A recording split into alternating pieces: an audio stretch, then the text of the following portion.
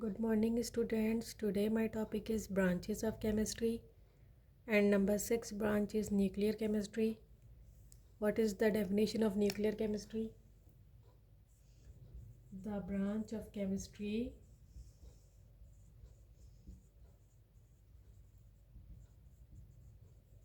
that deals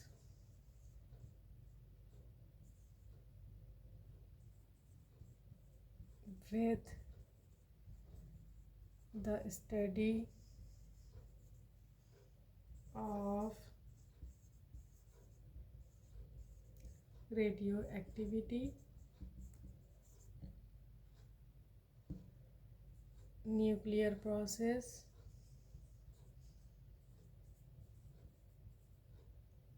and properties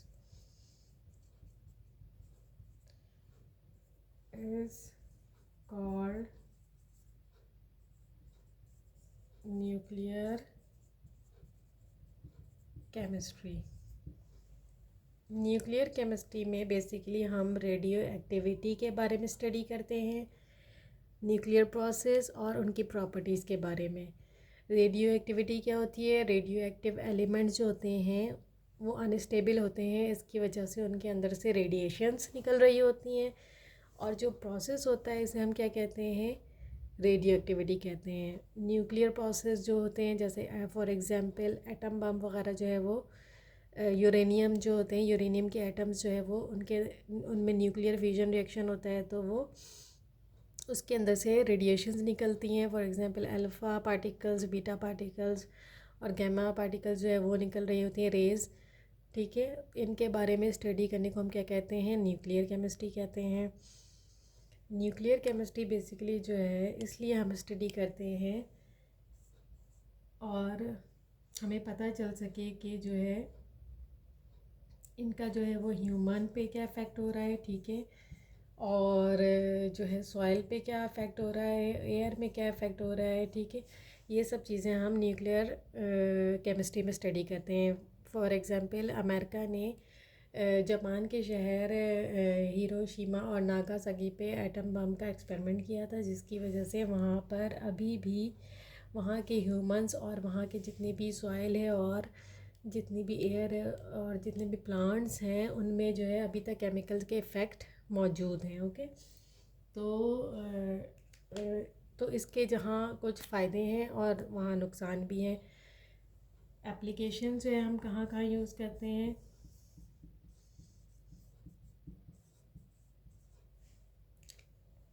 nuclear chemistry को हम radiotherapy में यूज़ करते हैं।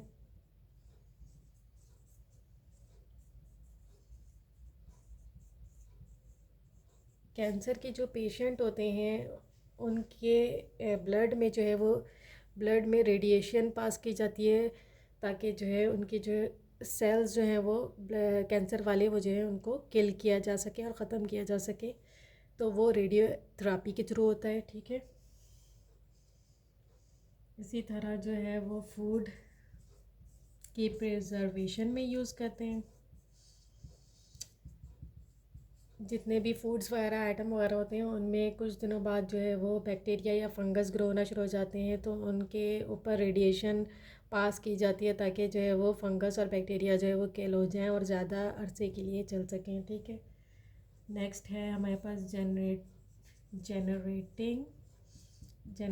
Of electric power.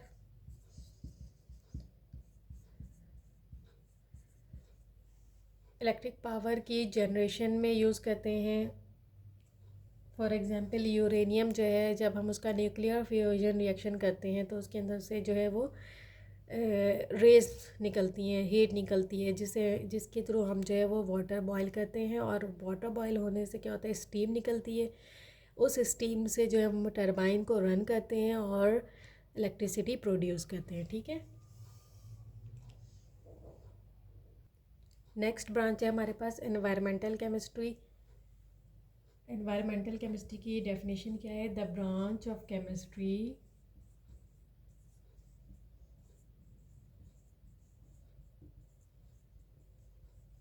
that deals with the study of components of environment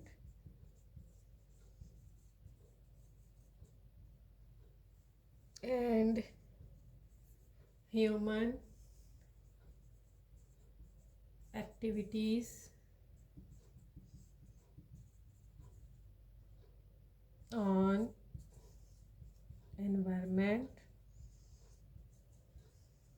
is called environmental chemistry.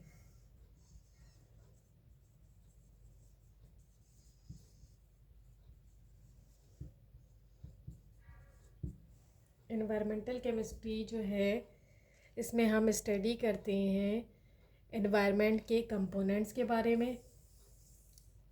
Components of environment क्या होते हैं? Lithosphere, hydrosphere and atmosphere.